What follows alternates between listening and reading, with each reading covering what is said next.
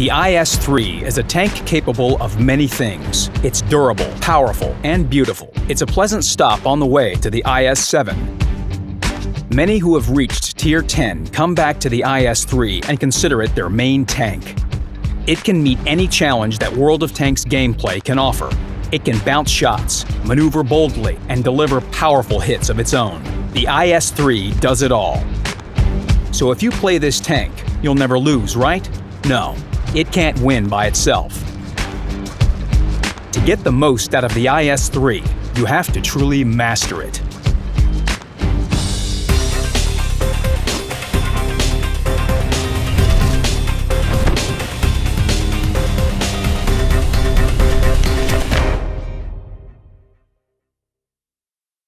The first limitation you'll notice is the view range. It's only 350 meters. For Tier 8, that's considered legally blind.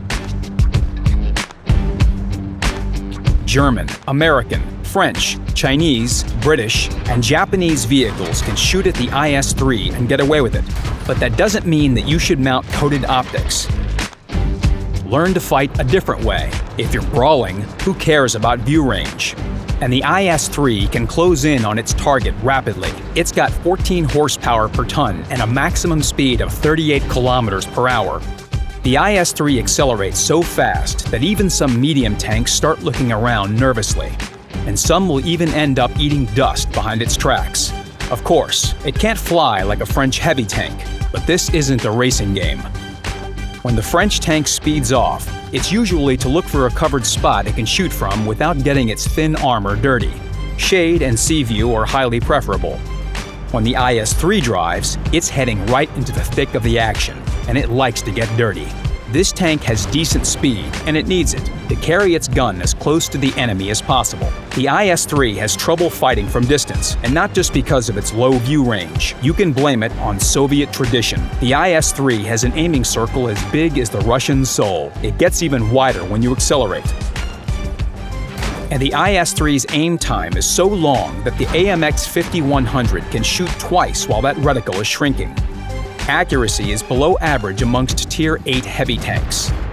But all this isn't as bad as it sounds. First, the enhanced laying drive, gun rammer, and vertical stabilizer compensate for the drawbacks a bit. Secondly, you forget about these problems in close quarters combat, and there are compensations: great armor penetration and alpha damage. The IS-3's top gun can penetrate 225 millimeters of armor with an AP shell. The strongest Tier 8 heavies start wiggling their hulls and turrets in fear when they see those numbers. Even Tier 10 vehicles better be careful in front of the IS-3. Its APCR shells can penetrate 265 millimeters of armor. This means it can penetrate the E-100's front, the T-57 Heavy's front, the FV-215B's front, and the 113's front. Who's next? In theory, you can cause almost 500 damage per shot. This doesn't depend on you, of course, but you'll almost always knock 400 hit points off the target. And if the target has paper-thin armor, the IS-3's HE shell can absolutely knock the stuffing out of it. A salvo from 3 IS-3 guns can cause almost 2,000 damage. This is what happens to those who let the blind IS-3 get close. The IS-3 is most at home in an urban environment. It feels safe in these confined spaces. Remember that, in addition to the gun of mass destruction, the tank also has some serious weak spots in its armor. When face-hugging or fighting through windows, when only the turret can be seen, enemies will aim at the turret roof if possible. The top armor is very thin. Even the complex shape won't save it. If the shell caliber is 3 times higher than the armor thickness, there can be no ricochet, no matter the angle. But that spot isn't easy to hit. It's much more common to take a shell in the pike nose. The shape looks so intricate that you may think the armor is always sloped in any hull position. In reality, if you roll around a corner with your nose first, you are very vulnerable. There's the other way of soaking up damage in the IS-3, side scraping. The sides hide the titanium belts and the portable black hole generators. Enemy shells vanish. There are several strongest things in Tier 8, the layered front of the Super Pershing, the T-32's gun mantlet, and the IS-3's sides.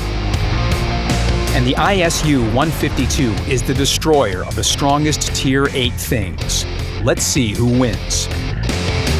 The American tanks hang in quite well. They are protected not only by their armor, but also by luck. Eventually, the shell will find a soft spot.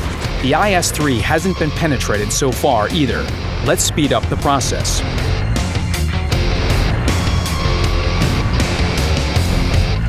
The IS-3's side appears to be stronger than we expected. That's okay, we'll wait. It's time to use the most powerful thing in the game.